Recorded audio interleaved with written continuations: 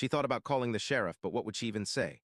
Hi, I think my neighborhood is run by a fake HOA that spies on me with vans. Would they even believe her? Or worse, what if the sheriff was in on it?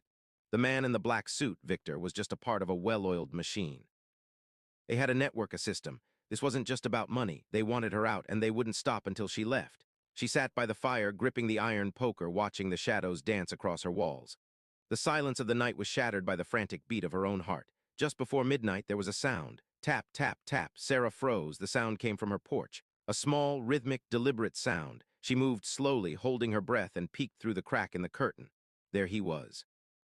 Victor, he was standing perfectly still, his back straight, facing her door. He held a clipboard in one hand, a single sheet of paper in the other. He didn't try to knock or call out.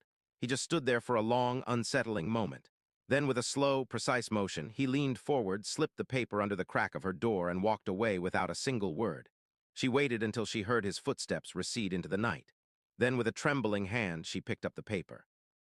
Final warning, comply or face removal. Sara sank to the floor, clutching the note. Removal! That word wasn't about trimming trees or signs, it meant her. She wasn't sure if this was still about rules or if this was something far darker. One thing was certain, she wasn't going to bow down, but deep inside she knew things were only just beginning. Part 3. The meeting. Sara barely slept again. Every time she closed her eyes, she saw Victor's face outside her door, that unsettling stillness, the cold certainty in his posture. The word removal echoed in the silence of her cabin, a word that felt like a blade. By morning, her sanctuary felt smaller, the walls pressing in on her like a cell. She brewed coffee, but her hands shook too much to hold the mug steady. She told herself one thing over and over: this has to stop. She was not a victim.